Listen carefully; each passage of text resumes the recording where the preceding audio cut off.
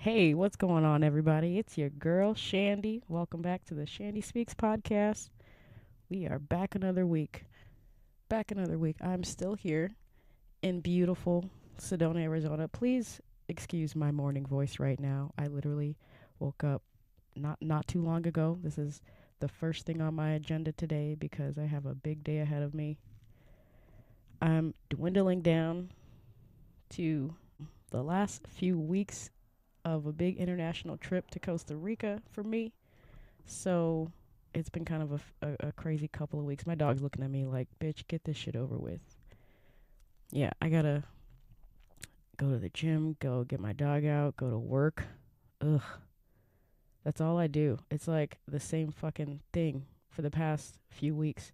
Really, it seems like it, this shit is just light work at this point. I'm just like doing the same fucking thing. I can do this.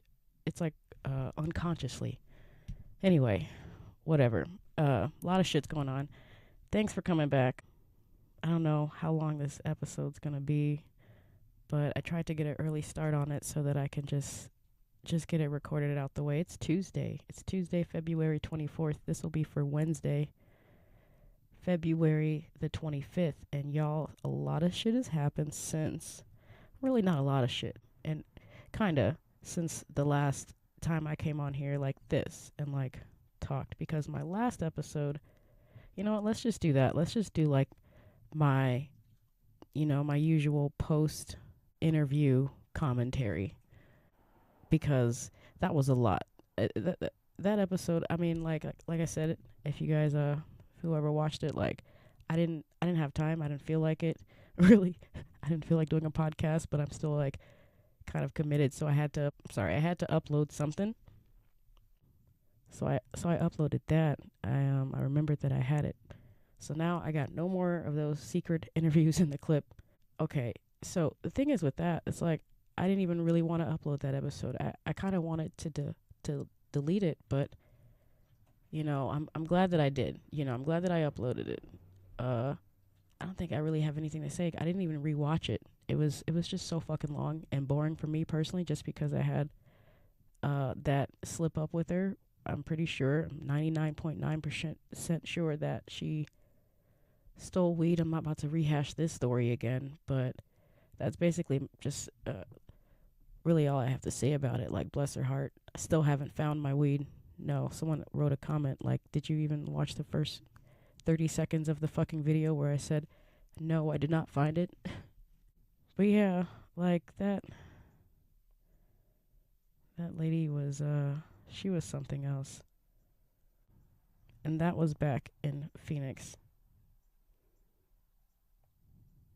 Where are my notes at? I'm kind of high too. I've been actually cutting back on weed because I'm going to Costa Rica in 22 days, 1 hour and 42 minutes and counting. Literally.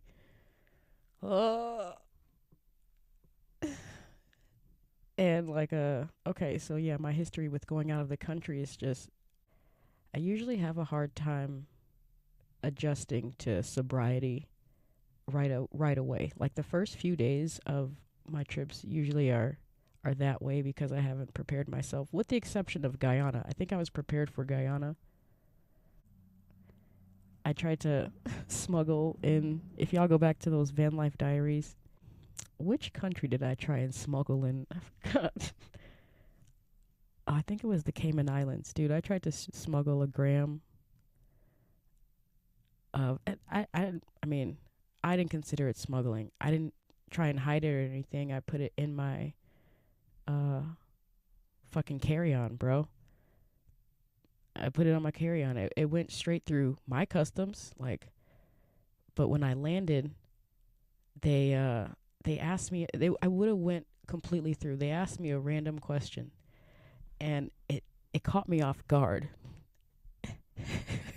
Literally, if it weren't for the way that I answered that question, they wouldn't have checked my fucking carry-on bag. Like, literally, it was a gram of oil in the vape pen, and with the battery. They weren't even connected, and it was a brand new fucking cartridge. I didn't even use it. I just had an unused cartridge and a fucking battery in my fucking carry-on. Didn't even touch it. And then when I landed, they asked me all the typical questions. She asked some other questions. She's like, "Do you have any gifts for anyone?" And I think the way that she worded it was just like, "Huh?" And I was like, "Am I bringing back gifts, or am I gonna?" I'm like, "I'm gonna buy gifts while I'm here." And she didn't like the way that I answered it because it just sounded. I'm like, "What do you mean? Do I have any gifts for anyone?" And I just told you I'm coming here by myself. It was a trick question. And she was like, "I'm going to need you to step over here. And I'm going to try."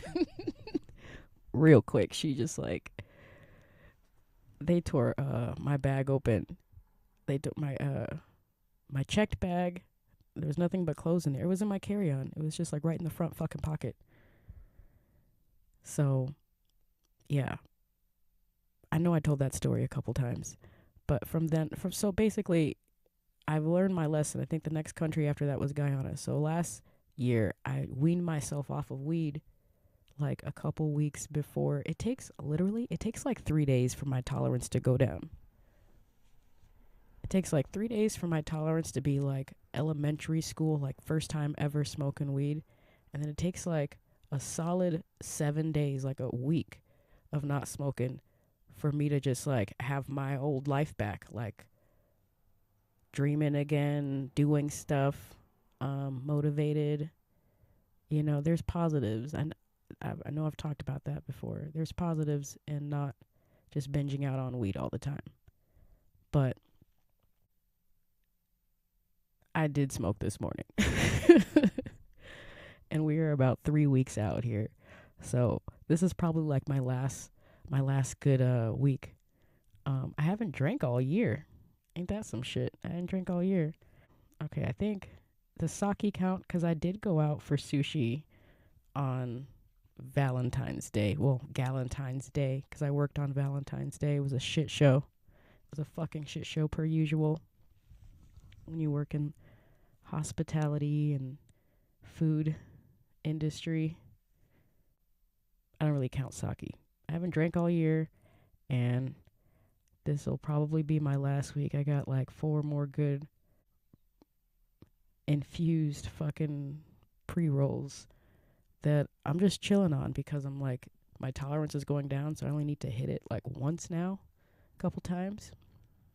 It's really easy to slip into that addictive pattern too. I'm noticing super easy, especially if it's legal and it's like readily available. It's like everywhere. I think part of me misses Georgia for that reason, and that's so crazy how you literally don't know what you have until you don't have it. Because I remember bitching about my involuntary tolerance breaks out in Georgia, and I'm like, I had money. I'm like, I don't need to not smoke weed. I want to smoke weed, and nobody had weed, or I couldn't get it or something because it's crazy illegal out there. There we are. Here we are. So just be an adult and just have some discipline. But yeah, everybody, the whole town. I went from Georgia where like it's rare when you smell weed out, and now it's like the whole town smells like weed, and there's like children around. I'm like, wow, you guys really have. It's just y'all just don't care. I mean, I don't care. I love weed. Don't get me wrong, but it's just a big difference culturally from Georgia. If there were people around and there was the smell of weed around, somebody was gonna get in trouble for it. I never got in trouble for it though. I casually started packing for my trip. I know this is probably boring for you non-travelers, but whatever. I'm just getting it out. This is for me. My passport expires next year. I'm trying to get another trip in before my passport expires. So these last few trips are kind of important to me. I got like 33% of my packing done right now. I'm in phase 1 of the packing. 3 weeks out right now. I just started it a couple days ago. I gotta get I gotta do laundry. I got a I got a whole bunch of shit that I gotta do before I get out of here, and it's just been like creeping up. You don't know, it's like slightly anxiety, slightly just like I'm excited, but I gotta stay focused. I really gotta stop smoking weed, is what it is.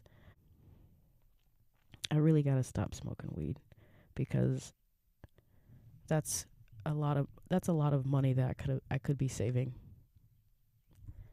just for the trip. I'm not talking about forever. I love marijuana. I love weed. Just talking about for the trip. But I know that I'm spending a lot of money that I could be using elsewhere. Well, in Costa Rica. Yeah, bro, my last recorded podcast was about the Super Bowl shit and casually about decoding symbolism and okay, I didn't want it to be this way because it's for anyone who listens to hip hop music or yeah, like it's been a week for hip hop fans, specifically J. Cole fans, 𝙗𝙗𝙗𝙗 fans. It's been a week, and I didn't want to do this kind of video because I've seen so many of these videos or of these episodes of people's take on his latest album, but I'm going to do it because I love J. Cole. I'm going to do it just for me. Okay, so this is the part in the episode where there'll be chapters. You can skip ahead to the next chapter because this is the J. Cole segment of the podcast. I'm just going to say that. I'm a music fan. I'm a hip hop fan. Let's just first and foremost just start with that. Like, I've always loved J. Cole. When I first discovered J. Cole, I remember the day. It was like the opposite of 9/11 for me. Like, everybody remembers where they were when 9/11 happened because it was traumatic. This was like a violent thing that happened. You know, it was like something that like it changed the way I viewed music and hip hop forever. I'm not exaggerating. I'm speaking facts. And I know it to be true because I remember exactly where I was when I first heard of this motherfucker. Okay, I was an assistant manager at Jimmy John's. I gotta pull up the exact year that I was fucking there because I'm pretty sure it was 2011 because I remember I got fired in 2012. But this was in Denver, Colorado when we were closing up the night. Oh my God, it was definitely 2011 because that's when the Sideline story came out. We were closing up for the night because obviously we can't play these kind of songs during business hours. And I even remember the motherfucker who was rapping it. His name was Pat. I don't even know if that's relevant to the story. I don't know if he's listening to this, or this will be something that'll get played later down. Like, damn, that was me. I was assistant manager at Jimmy John's. It was at the Denver University store in 2011. I would want to say it was probably late summer. And fucking Can't Get Enough came on the radio, and I was like, and I know it's a very poppy song, it's a very popular song, but that is what got me sort of hooked to J. Cole, because I heard it for the first time. We were like cleaning up, and I'm pretty sure Pat was like a delivery driver. Some delivery driver or some kid was like rapping it like word for word. And I was like, who is this guy? Who is this guy? And I went and I listened to the Sideline story, and it was a no skip album front to back. It's very close to my top like 5 albums, I believe. It's up there. It's very up there with my top 5 albums. It's probably like the 5th most. He's got some bangers there, but I like it because it resonated with me the most because that's when I first discovered J. Cole. Okay. Now, flash forward to just a couple weeks ago, this guy puts out, in my opinion, his best work in his entire career. And this is just coming from someone who's listened to all of his songs, all of his major albums, front to back. And he's always been on some of my playlists. I have multiple different like playlists for different like vibes, and he fits multiple playlists for me. He's always been there. There's a couple. There's not many albums like ever that, and I would say in hip hop specifically, that you can't like listen to front to back. There's not many of them that you can just like not skip a single song. Like it tells a story. It takes you on sort of like an emotional ride. Am I getting too sappy for J. Cole right now? I'm just expressing myself because I love his lyricism. And I love music. And yeah, that's sort of how J. Cole's like the only rapper. I've always said that he's the last of a dying breed. There hasn't been anyone since 2011, since I first discovered J. Cole. I can't name a newer rapper that's come out. I can't name anyone who's better. So, and I just like his art of storytelling, and it moves me, and it's like he has multiple albums where you don't skip a single song. So yeah, I give the guy, if you don't know about J. Cole, you better ask somebody. Okay, so I'm gonna give my quick little album review, because the album's been out since February 6th, which at this point was 4 weeks ago. It's about to be March. Oh my God. My birthday is coming up. This is my last podcast in February. Oh my God, that's crazy. I'm going to be in fucking Costa Rica soon. So the album's been out for 4 weeks already. My personal album review, like I said, I think it's his best work. I think it falls very, very close to Forest Hill Drive, like, and I actually did an analysis of all of the songs on Forest Hill Drive. I think like 85% of them are like solid fucking bangers. And the production, everything. Like, I can listen to Forest Hill Drive basically front to back. Solid fucking bangers, like 85%. And the fall off for me at this point in time is like at 83%. 83% of the songs I can listen to without like I haven't grown fond. I'm gonna tell you what I don't like. It'll be easier to like I didn't really care for Safety. I didn't really care for Run a Train. It's not that they're not good songs. Like, I probably know them word for word. It's just, it's not my vibe. Like, personally, I think I was getting like, and this may be true, that he was sort of like paying homage to a lot of his favorite rappers when he was growing up, or probably trying to make it. So, or during that time in his life, I don't know. But there's a few songs on the album that they're not, in my opinion, like the greatest songs that he's ever done, but just because of the flow that he did, or out of respect or paying homage for the artists, they're on there. I would say, for example, Old Dog. Old Dog, when I first listened to it, it was just like, wow, Trick Daddy's on this fucking song. What an awesome thing to do to, throw it back to us old heads, right? North Carolina. But then it grew on me, and it's like, it's up there to me with like a solid banger because of his flow. And like, yeah. So Old Dog, I felt like, yeah, and was the song where he was like sort of paying homage to Trick Daddy. What was that one song?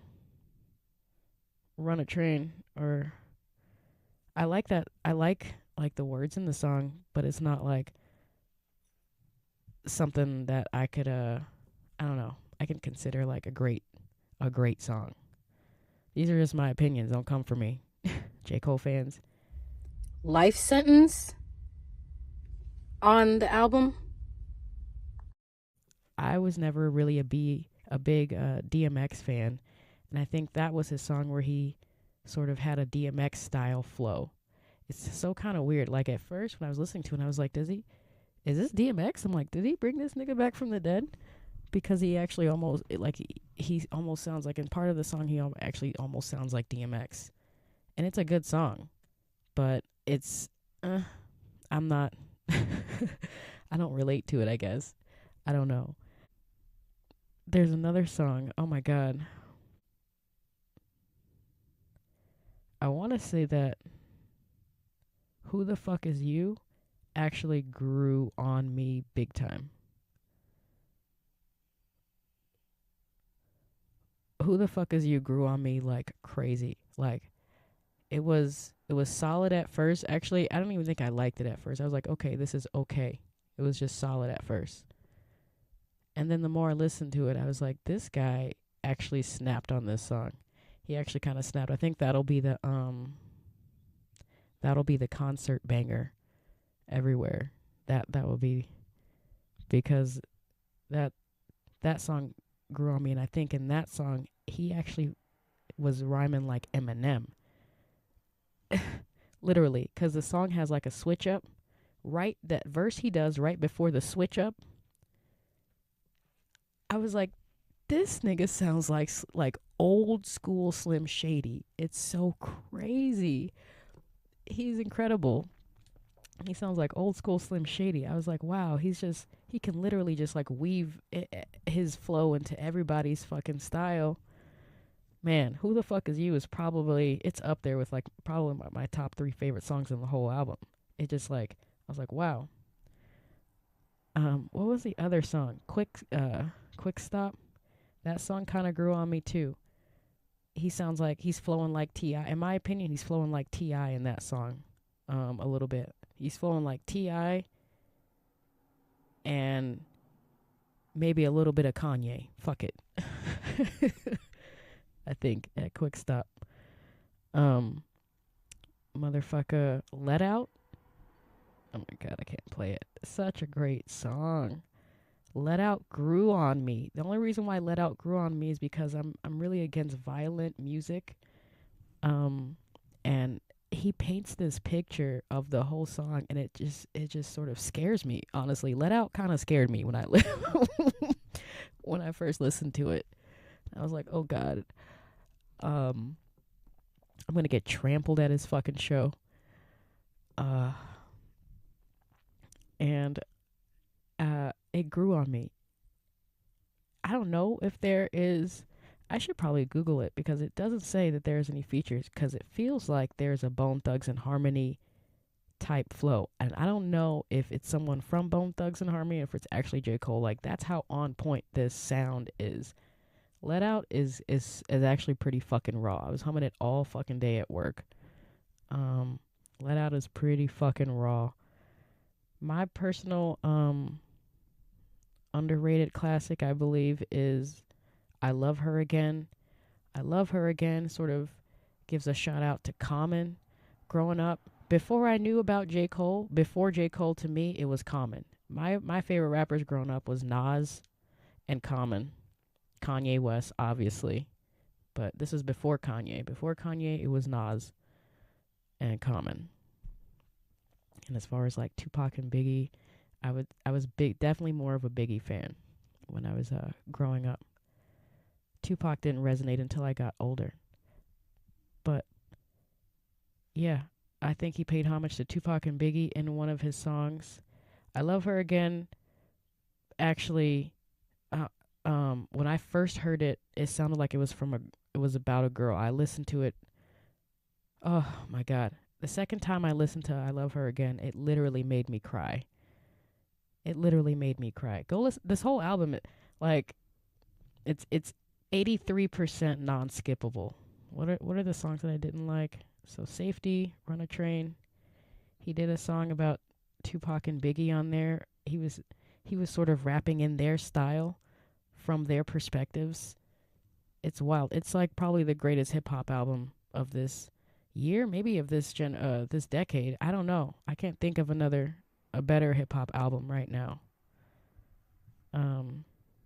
Man, he definitely put fucking work in this. Yeah, so far every song is on my playlist except for the 29 intro.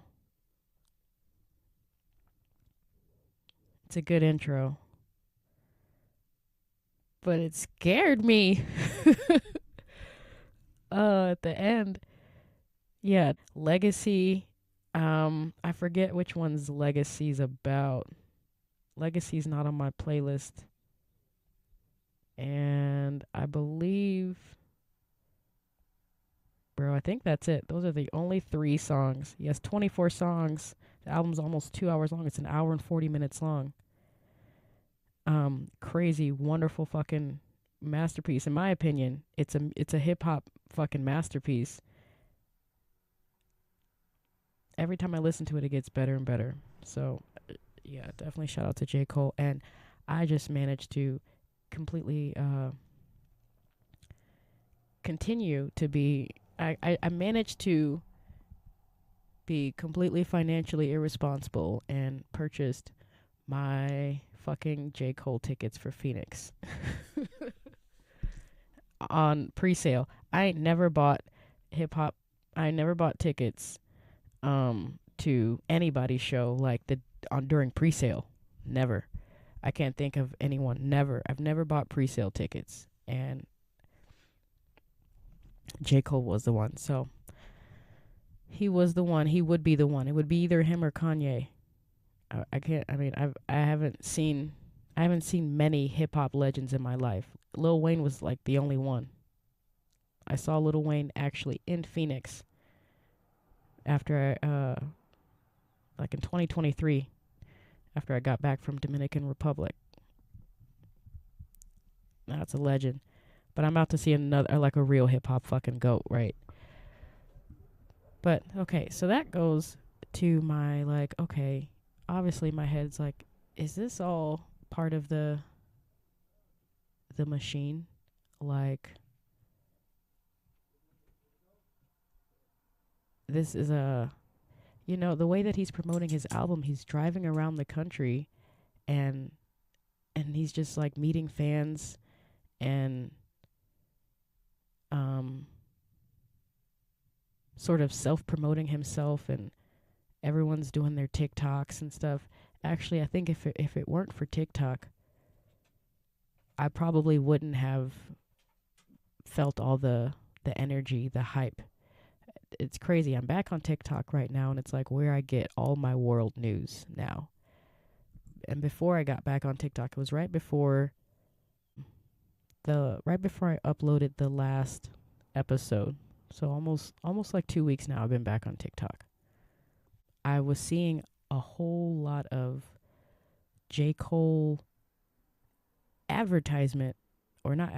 posts and stuff on Facebook.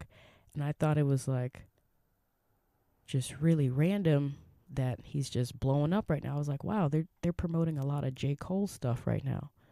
But as it turns out, no one was promoting it. It was like the people were going out in the street and meeting J. Cole themselves and reposting these videos and sharing him over and over again. So he has managed to like have his own like self buzz. Like people respect his artistry, his musicianship, his skill. People respect him as a person. I think he's a respectable person. He's not in the Epstein files. Kanye and J. Cole are not in the Epstein files. I'm pretty sure Lil Wayne isn't either. But yeah, so TikTok definitely played a part in like building the adrenaline and the momentum of this crazy fucking ride. And my hat goes off to him. What a wonderful marketing idea. What a wonderful marketing idea. It is true fucking genius, I think. Name one artist who isn't full of themselves or too afraid because they've abandoned their, where they came from, or to just go out and drive a fucking across the country and meet millions of fucking people. Bro has like 3 people as security, maybe. I don't think I've ever seen him with more than like 3 people. Like, come on, man. In a Honda Civic. So,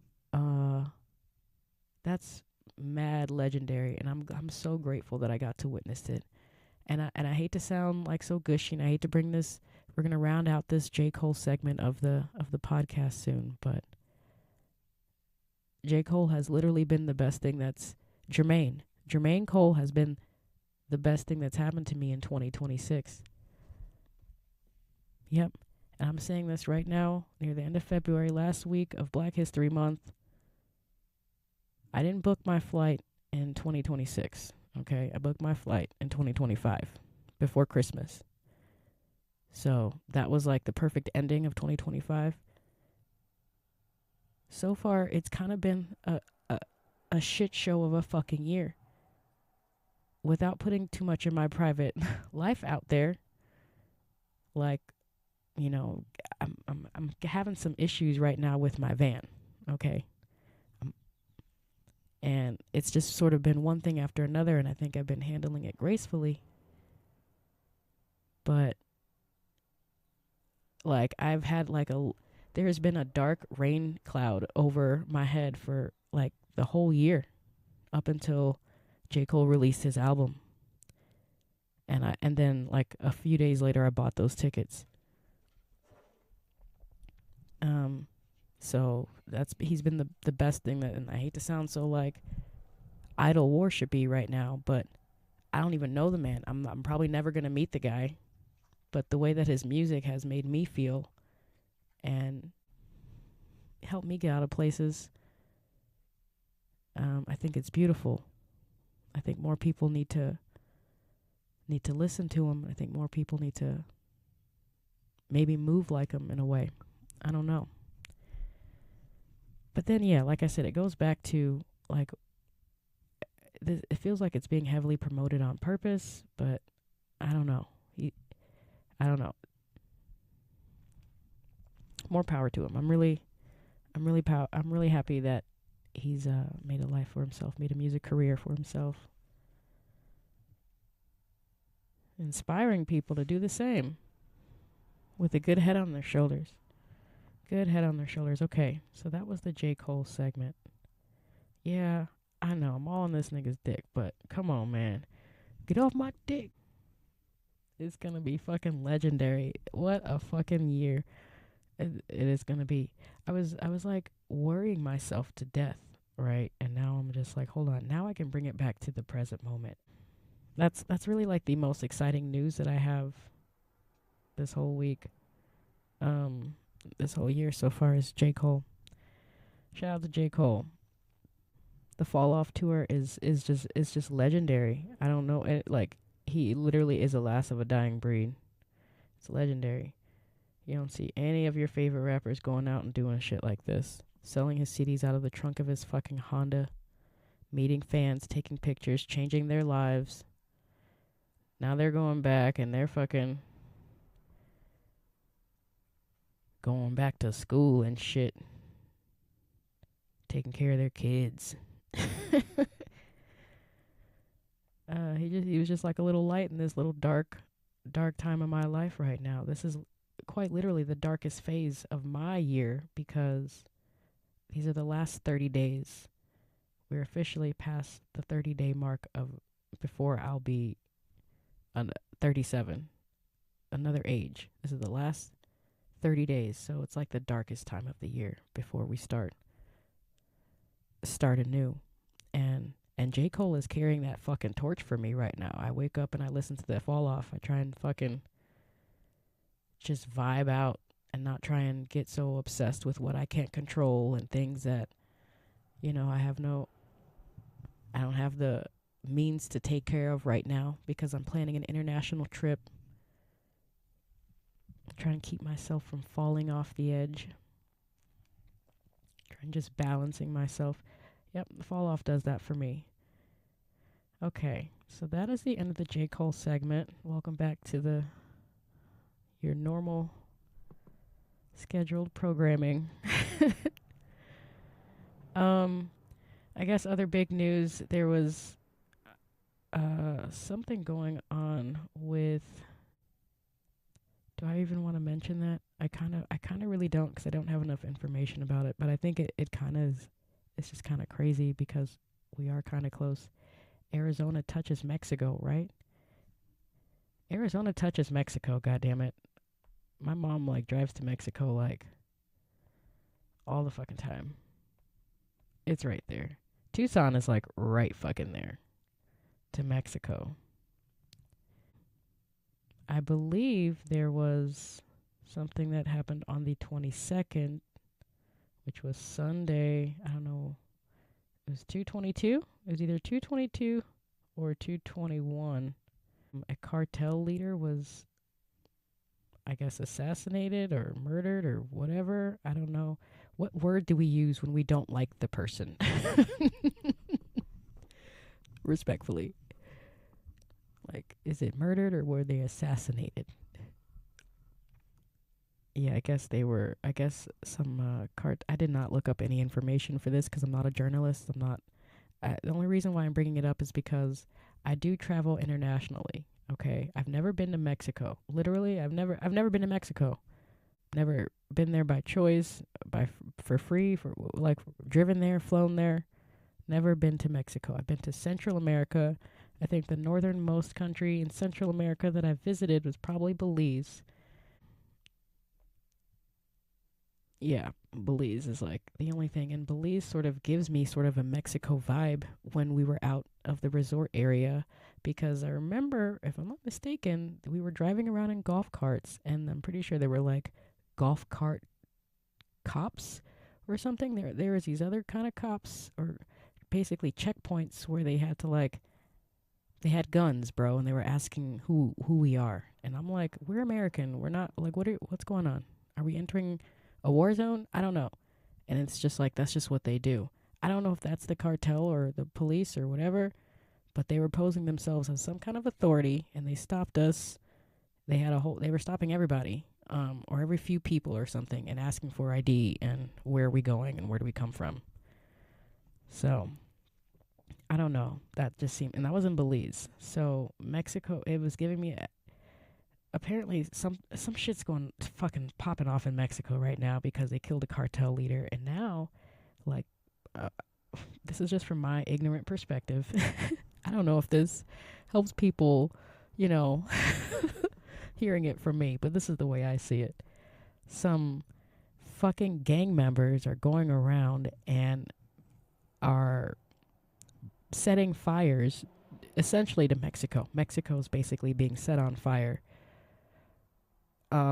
And not even in a controlled way or a safe or smart way. It's literally they're pouring gasoline in cars and around gas stations and buildings and car everywhere, and just setting it on fire. And the whole country of Mexico, is Mexico a country or continent? Yeah, it's a country. It's connected to North America. Geography, and I from the videos that I've seen on all platforms, I've searched it everywhere, and they all kind of, it's kind of hard to get good videos because it is legitimately happening. These are actual people setting their country on fire because their leader was assassinated or murdered, whatever word we're using for that. And it makes me feel yep, that's why I never felt like I needed to go to Mexico, because I felt like anything could happen and you guys are going to be overturning your fucking country or something like that. That's why I never needed to go to Mexico, and that's why I'm sorry, and that's why there's a wall. I hate to be that girl. I feel like it's really fucking sad that you guys, not you guys, I think it's really fucking sad that everywhere that there's crime, everywhere there's corruption, and it's really sad that the children and the innocent people who have no idea what's going on, that's the sad part. Because I feel like the same shit kind of happens in America when you think about it. Just on sort of like it's like a different kind of scale. It's sort of like they try and play in our face here a lot, I think, with their corruption. Like, they literally just released millions of fucking pages of files, pages within files of the Epstein files, and we're not coming up and have, there should be a revolution at this point. We should be fighting at this point, but we're just sort of here. I think they're kind of playing in our face with their corruption here. Whereas in Mexico right now, it's like the drop of a dime, their corrupt leader was assassinated and murdered or whatever. We're turning over the whole fucking country, and then the innocent people there are trying to flee to America, and that's really fucking sad. That's really fucking sad. That's the part where I'm like, okay, maybe we should let some of those people in, because clearly they're not gang members. They're innocent fucking people. But I still think there should be proper screening. It's just kind of crazy. And here I am. I'm going to Costa Rica. It's Central America. Now, Costa Rica's apparently it's a military-less country. They have no military. They spent all their money on education, I think, and healthcare infrastructure. They spent all their money on everything, all the good things, except for, like, no military. They don't have wars. So, statistically speaking, within all the countries in the Central America right now, Costa Rica is actually the safest. And it's in between two countries that do have military and do have wars and shit. What is it? Fucking Guatemala? Where the fuck is Costa Rica? No, it's Nicaragua. Panama. And it's kind of far down there. It's damn near right near in Panama right there, so I'm not worried about it. Me personally. You know what? Just for shits and giggles, I want to see how much is a flight right now to Mexico City. just for science. Because this shit is wild, and it's really it's blowing my mind how much involvement they have with, like, airports. Bro, they're going into, like, airports. You know, people can't get home. There are people who are vacationed out there right now from all over the world. A lot of Americans who are basically just stuck there. And it's only a matter of time before they'll, you know. Well, this was like a couple days ago. I haven't actually looked into any updates. By the time this episode goes up, I don't know what's actually what's happening. But yeah, it's not really feeling a while. Like, it's giving me respectfully, it's giving me like Haiti vibes. Like, I've always wanted to go to Haiti, especially compared to Mexico. Like, Mexico has never been in my head to visit, even like as a dreamer, as a kid. Like, I've never been like, ooh, let me go to Mexico. And maybe it's just because it's just right there the whole time. Same thing with Canada. Never actually wanted to go to Canada. I think I'd go to Canada before I'd go to Mexico for damn sure. But let me look up some flights. But Haiti kind of gives me the same vibes too, where they sort of have like their own government or something. Phoenix to Mexico City. Let's leave tomorrow. Let's stay for a week. For science. $601 for fucking economy. The lowest is $450. I don't know what the average price is anyway, if that's a good or bad from here, from Phoenix, because like I feel like we can just drive there. I feel like that's maybe a little bit high. So I don't know. I like looking up prices to flight prices to war zones, just because I mind my own business most places. Even if I was interested in going to Mexico, I still wouldn't. I probably still wouldn't. Sorry, Mexico.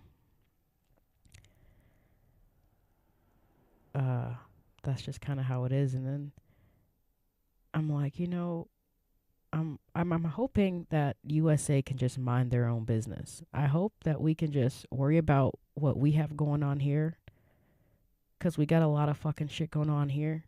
Okay, I'm hoping that we can just stay out of this and maybe address some of the issues that we have here at home. But I don't know. It all feels like a movie to me. So I don't know. How would people want the movie to go collectively? I would love peace, but the most powerful people probably don't want peace. So here we are, the crossroads. Just bless all the families and the children, the innocent people who are losing their lives, their homes. It's crazy, man. It's just wild. Okay, I wrote down some notes about. It says, and I'm vague with my notes. I got to take better notes. But it says, Brian Epstein is not related to Jeff. Who is Brian Epstein? If I'm recalling in my memory, I believe Brian Epstein was like a music producer or something. I think, did he produce the Beatles? Who the fuck is Brian Epstein? I should have took better notes, but I think that's what my... English entrepreneur. He was a music entrepreneur who managed the Beatles from 1961 until his death in 1967. He has no relation to Jeff Epstein, but something about him, I made him right. I think he was in the Epstein files. I don't think he's related to Epstein, but I think he was in the Epstein files. I forget. I just thought that was weird. Because Jeffrey liked the Beatles or some shit like that. I don't fucking know. Paul McCartney was there too, or in the files. I don't know. But not on some... It's probably because he's a fan. I did not take great notes on this. I'm not a great musical journalist. This has been a long episode about J. Cole and Mexico. I did a little... during Valentine's Day, because I kind of get cynical sometimes around that holiday. A little known fact is like the day after Valentine's Day is like, I think, National Singles Day. It's supposed to celebrate the people who are happily single. And it gets forgotten about, I think. I forgot what day. They have a bunch of these funny little non-holiday holidays around Valentine's Day. The day before is Galentine's Day. It's for like the girls. I think it's also like National Breakup Day, or the day after or the day before. It's supposed to be like breakup. People usually break up right before Valentine's Day. Or the day after. The day after is Singles Day, I think, and it celebrates people who are happily single. As I roll my eyes, it's not that I'm not happily single. I'm happily single. I'm happy, and I'm single. It's like a part of me kind of would want a relationship, but I'd also know that I would much rather be happy. And I don't feel like I can have both. I've never been happy in a relationship, But right around that little craziness of Valentine's Day, I was doing some YouTube binge watching of videos of men and women getting caught cheating. Like I said, I get a little cynical around that time of the year. Yeah, so I was watching a lot of videos on YouTube of basically men and women going out of their way to catch their significant other cheating on them, and just like it's just a lot of stuff, a lot of fucking stuff. Okay, I'll tell you a personal story. Here's a little story of mine. Oh God, I haven't told this story in a very long time, but it's a true story. It goes back to, girl, you was only like 19, bro. This is before you moved to New York. So you were probably 19 years old.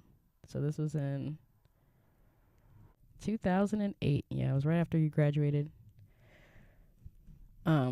Way back in the day. I remember I was working at Portillo's. I was working at Portillo's hot dogs. Portillo's. Shout out to Portillo's in Chicago. Well, the location I was working at was in Skokie, Illinois. But I was 19 at the time. I was dating a man who was significantly older than me. He was 14 years older than me when I was 19 years old. Man, I ain't told this story in a minute though. Y'all got y'all got some popcorn. It's a kind of a traumatic story. I don't even think I've discussed it in therapy. But I was dating this guy. I was 19 years old. I was dating a guy. He was 33. He was 33 at the time. He was like 14 years older than me, and I was 19. And we lived in an apartment on fucking 19th and Blue Island. We lived on Blue Island, which is like the Upper West Side, Pilsen, Chicago. If you know, you know. Shout out. It's kind of like my younger days stomping grounds. 19th and Blue Island, right off of the Blue Line past downtown. And I worked at Portillo's at this restaurant as like a cashier, fucking drive-through. I don't know what the hell I was doing, but I was working there. I worked there for a long time with my sister, and that was in Skokie, Illinois. Now, Skokie, Illinois is like the furthest. It's like super north side. And Pilsen was like I said, Upper West Side. You go to downtown, and then you like drive west for like 15 minutes. And I didn't have a car at the time, so I was taking public transportation. It would take me about an hour to get to work every single day. Took the yellow line to Howard Street. Then I took the red line to, oh my God, Madison State Street, probably. I probably took it to State Street. And then from there, I walked to the blue line, somewhere in Jackson, probably. I went to the blue line, and then I took the bus to 19th place. It was like an hour fucking thing. 2 trains, 2 buses. Well, that day, it was like, I forgot what day it was. I got off work a little early that day. I was supposed to be working like till close or something. But I got off like quite earlier than I expected. So I didn't tell anybody. I don't even know if I had a cell phone to tell anybody. I thought it would be a surprise. You guys know where this story is going right now? Thought it would be a surprise to show up work early, because he wanted to, have me there before I left work that morning. So I got off work early. I'm on my way home. I have an hour to come to work. I was supposed to be home like 7 or 8. I think I got home at like 4. I don't know what fucking time it was, but it was hella fucking early. And I'm walking up the stairs, and something just kind of doesn't feel right when I open the door.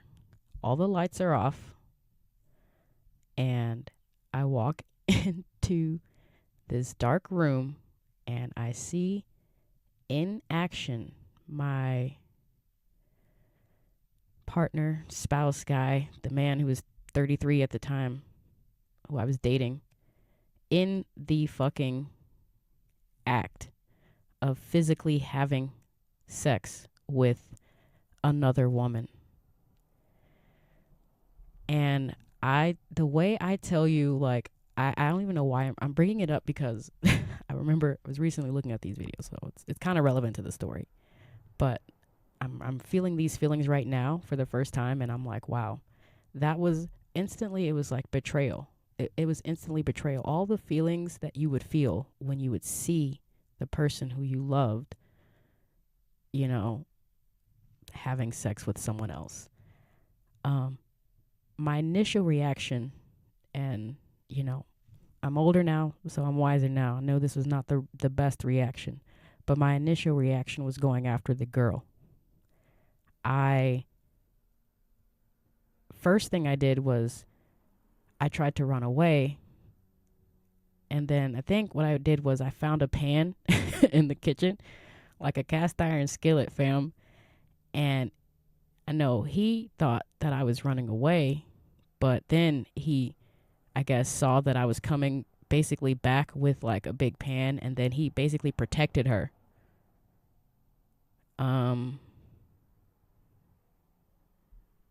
From me.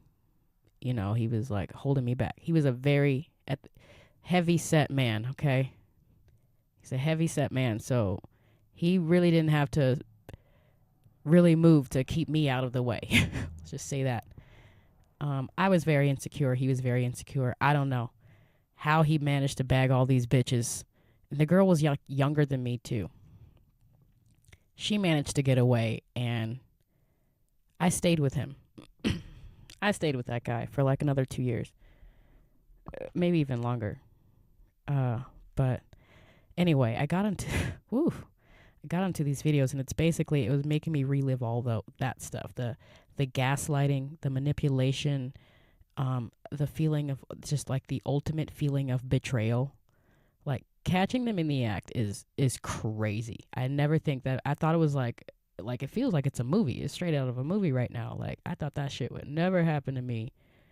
And I'm happy to say that I've never caught any of my other spouses in the act. Now, my ex-husband, on the other hand, okay, he fucking cheated too, but I didn't catch him in the act. I just, hell, still to this day, the man hasn't confessed to actually cheating because he didn't actually have sex with someone else. He just slept in the same bed with another woman. But anyway, cheating is cheating. So, yeah, processing forgiveness is a big fucking lesson that I've been, that I've been feeling up this past 5 years. This will be my 5th year being divorced. Possessiveness, codependency, all that shit, like trying to own people. Literally, people are trying to like convince, in these videos that I'm seeing, they're trying to convince their spouse that they should not believe their eyes, that what you're seeing is not what is true. Like, I know you see my Tinder profile, and I know you see me showing up to a date or an Airbnb with luggage to do whatever. I don't fucking know. Stay the night with another person that, was catfished, whatever. But I love you, and I actually care about you. And it's like, oh my God. Crazy fucking manipulation there, and gaslighting, submission, patriarchy, apathy, like all these words, all these feelings. It's just, it's a part of it all. It makes me like kind of really sort of double down on, I feel like I am happy single. I really am happily single. Because I don't think my heart could go through another feeling like that. It feels like the ultimate betrayal. I feel bad for the women who are fucking out there with kids. And I don't know which ones I feel bad for, because the men kind of have it bad too. Both sides are fucked up. But the women who go out there who like, they got kids with these men who are actively cheating on you. Like, if you want to just sleep with someone else, just say that. I feel like if everyone were just honest with each other, but then that takes away from I don't know what it takes away from. It would benefit the women, I think, if the men was just like, hey, I'm going to sleep with other women even if you have my kids. Are you going to be okay with that? I want you to know that I still love you, but I also love having sex with other women. And the women could, at least at that point, have all of the cards on the table and make an educated fucking decision. I feel like, see, and that's why I can't see myself in a relationship. Although it would be nice. It would be nice to have open communication. I just can't see it happening, especially with men because of all this stuff. Men and women having no control over their fucking themselves, really, in all forms, emotionally, sexually. They just got no control over themselves. I don't even really know where it comes from. I saw somewhere that like men, okay, it was a quote that said like men don't like women because they're taught at a young age to not be like them. Meaning like they're not taught to develop masculinity, they're taught to reject femininity. Like, don't do that. That's what girls do. Don't cry. Don't share your emotions. I don't know if I'm reaching with that one, but I actually did have a link set up here. It says, it's from Cornerstone Healing Center. It says, "Boys don't cry." I'm just going to read a little bit of it because I thought it was kind of interesting. And it kind of tells you about just the state of how men and women sort of behave towards each other and towards themselves and maybe what's up with all these, imbalanced men, the men who are imbalanced in their masculinity. They're kind of like overly feminine. But this is an article from the Cornerstone Healing Center. It says, "Boys don't cry, the stigma of men's mental health." I'm just going to read a little bit of it. It says, "Men are far from immune to mental health issues, yet the topic often lies hidden beneath layers of silence and misconception. It's estimated that 1 in 5 men experiences mental health challenges, yet they are significantly less likely than women to seek professional help. Depression and anxiety, 2 of the most common mental health disorders globally, are prevalent among men. However, their symptoms can sometimes differ from the classic manifestations, leading to underdiagnosis. For instance, men may exhibit signs of irritability, anger, or aggression rather than the sadness typically associated with these conditions. Suicide rates among men are alarmingly high, with men being 3.5 times more likely to die by suicide than women in the U.S.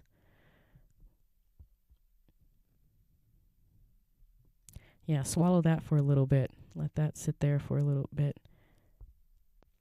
The phrase "boys don't cry" is a long-standing societal dictum that reinforces traditional gender norms, particularly the notion of masculinity being synonymous with emotional stoicism. Its origins are difficult to trace, as it's been deeply ingrained in many cultures for generations, passed down through societal conditioning, family teachings, media portrayals, and peer interactions. Essentially, it instructs boys and men to suppress their emotions, especially those perceived as weak or feminine, such as sadness, fear, or vulnerability. It sends the message that real men are strong, unemotional, and invulnerable, teaching boys from a young age to equate emotions with weakness and to internalize their feelings instead of expressing them. While the phrase itself might seem harmless or even well-intentioned, perhaps a misguided attempt to encourage resilience, its implications are far-reaching. It contributes to a culture of silence around men's emotional health and mental well-being, fostering unhealthy emotional habits and perpetuating the stigma around men's mental health. Yeah, that was a mouthful, but you guys get it. So it's because of, from what I gathered, it's because of their rejection of femininity that they are they're 3.5 times more suicidal. This is from what I'm gathering. Did I read that wrong? Men are 3.5 times more likely to commit suicide than women. And a lot of it has to do with suppressed emotions because they're taught at a young age to reject femininity or, what society views as feminine, like crying and expressing your feelings and talking to somebody and being soft. So, yeah, that was a hard pill to swallow for me. But it kind of makes sense.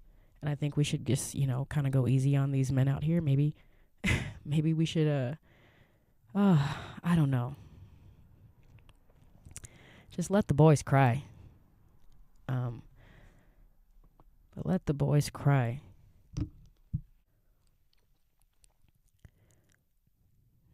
So I thought that was an interesting thing. How much longer am I going to talk on here? And it's weird too because it's kind of like a little cycle. Okay, so men are taught to not be like women, and then women are taught to not be like men.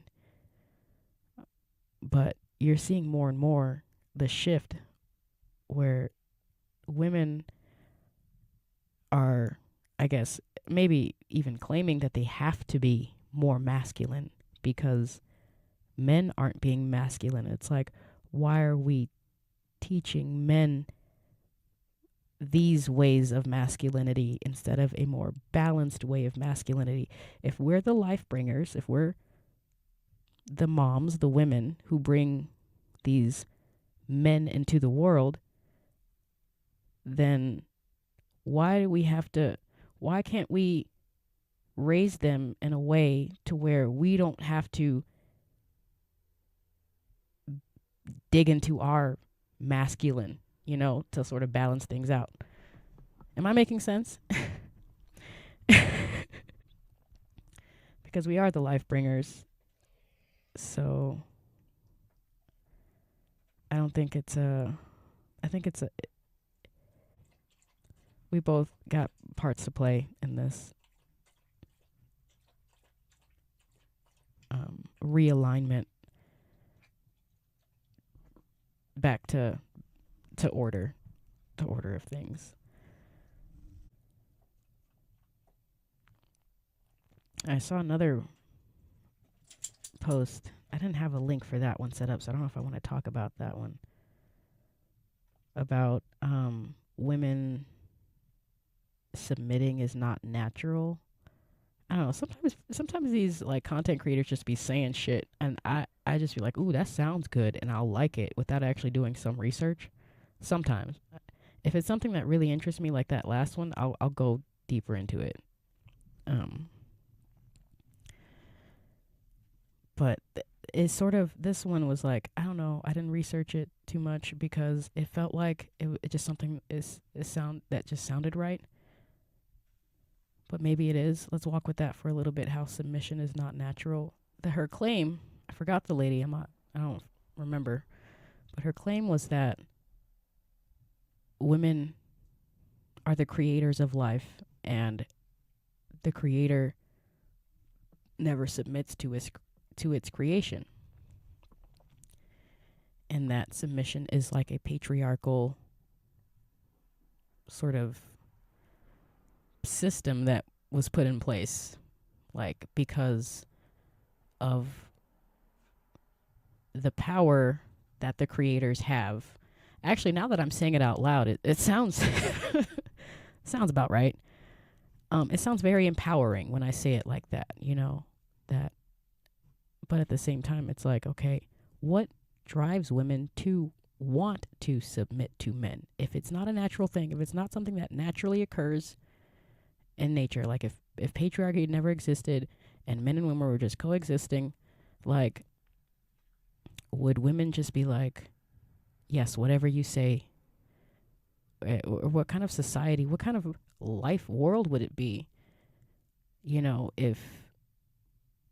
if submission wasn't like the natural thing that it was told to us to do? I don't know, maybe we'd have more, I feel, and this is me just probably playing devil's advocate or just imaginary la la land, maybe we'd have less aggressive men. I think I'd feel like they'd feel more safe. Maybe we'd have less suicidal men or less angry men and rapings and killings of men. Maybe they just get in line like they want us to do.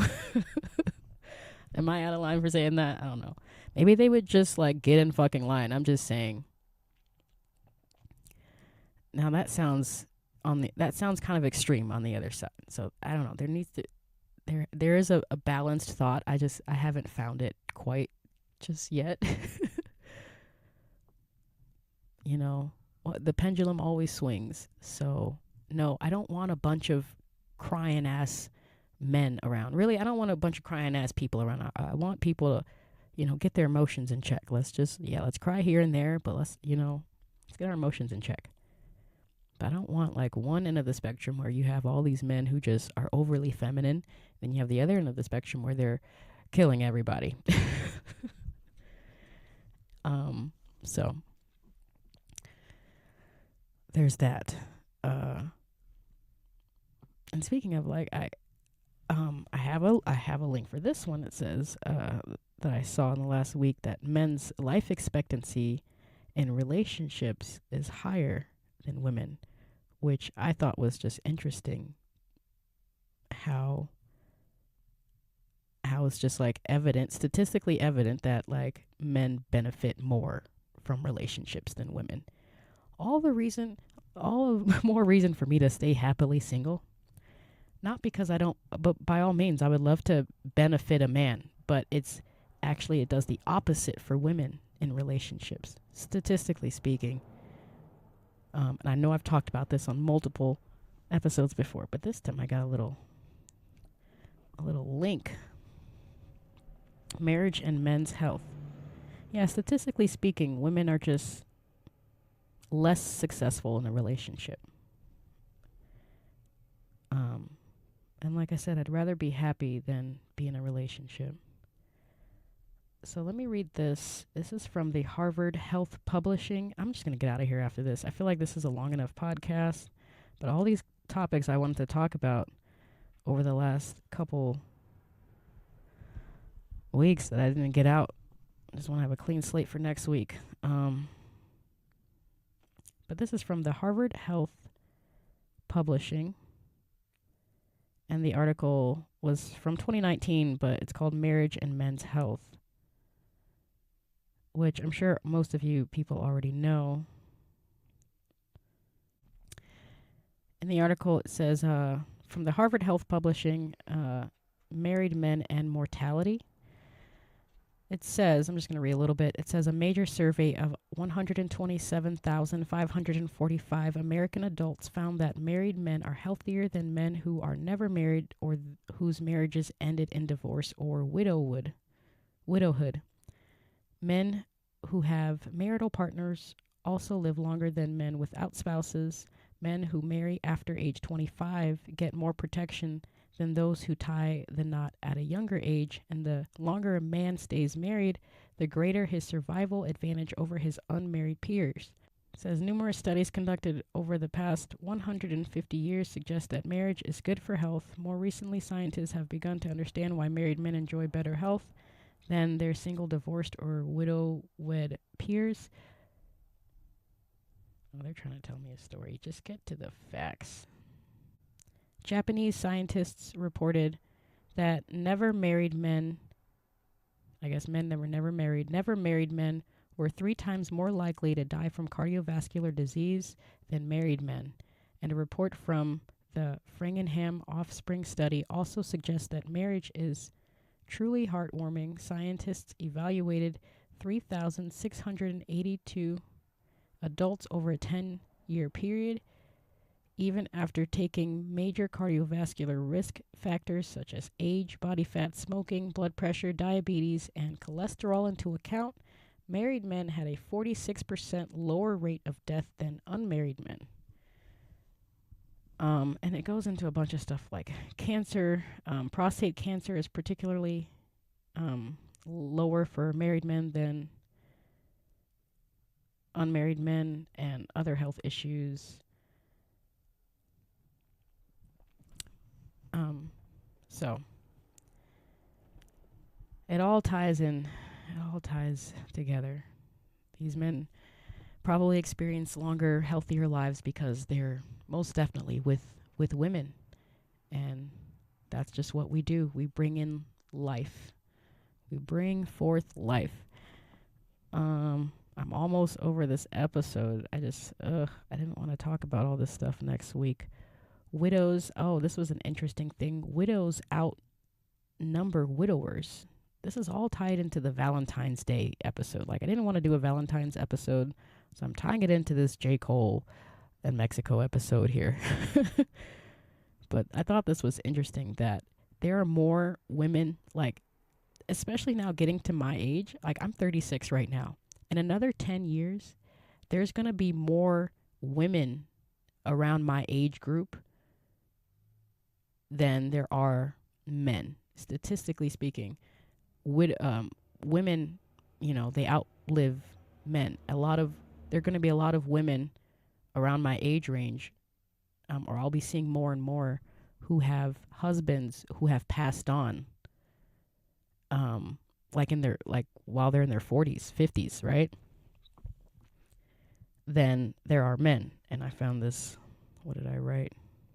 This freaking clip. It says, widows significantly outnumber widowers. Oh, I just learned that widowers is like, I guess, a man who lost his wife.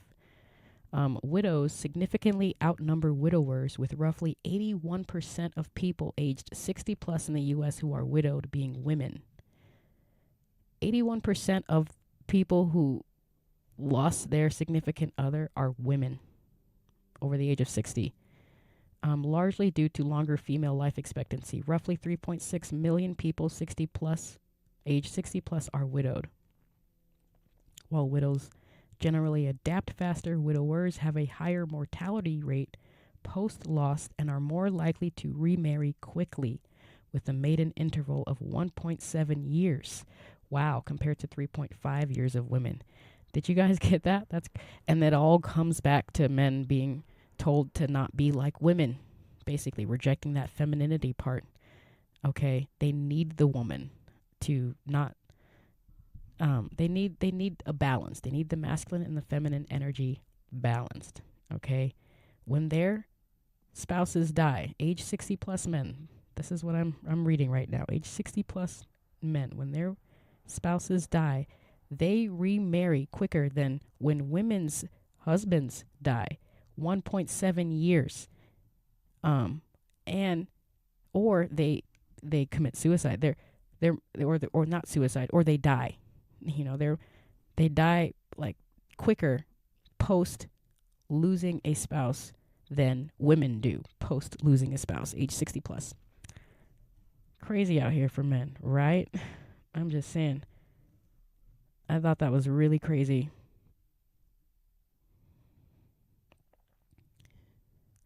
But let's reject femininity, right? Let's keep rejecting femininity. Let's see what that's doing to the men in our world, the men and women. It's all a cycle.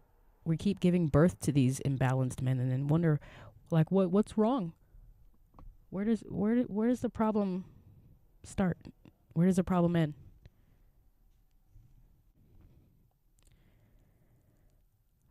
Okay. I think that's literally the end of all my notes.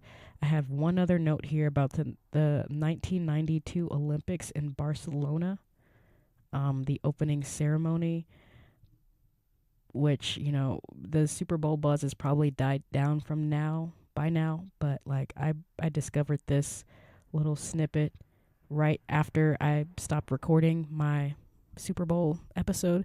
So I'm not going to go into this. I'm already been talking for over an hour. I'm going to edit this down and get out into the world and live my life. But just in case, for anyone who's not hip to all this crazy energy work that's been happening in February, the 1992 Olympics in Barcelona, the opening ceremony, I thought was particularly interesting. It rose an antenna in my head because it sort of resembled like some sort of mass ritual where they were sort of rolling out COVID. I don't know. I don't really want to get into it because I've already been talking for over an hour, but I'm just going to read this thing that I found.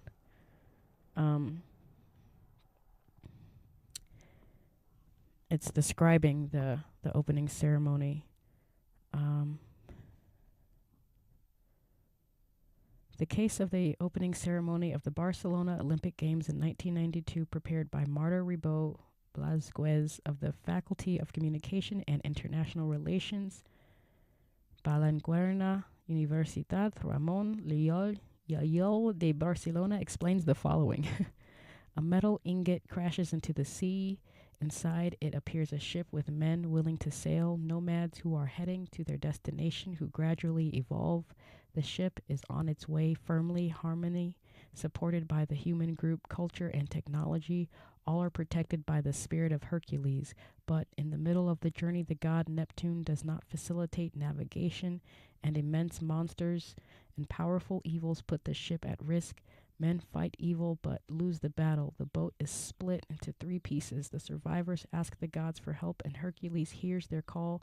With luminous rays, it guides them to a safe place, and calm returns to the sea. Yeah. Anyway, sounds poetic and beautiful, but it really looks like some kind of mass psychosis kind of thing. And I know I did my own decoding on it. Maybe I'll do another episode down the line. But I thought it was interesting that from the Barcelona Olympics in 1992 to the first person diagnosed with coronavirus is 9,990 days. So I'm going to just leave it at that. Thank you all for, if you know, you know. Thank you all for listening. This is a long, kind of irrelevant episode. I don't really care. I had fun. I got it out. I'm going out of the country in 3 weeks. I have a lot on my plate. I have to go to work. I got shit to do. I got shit to do today, okay? I'll see you guys next week.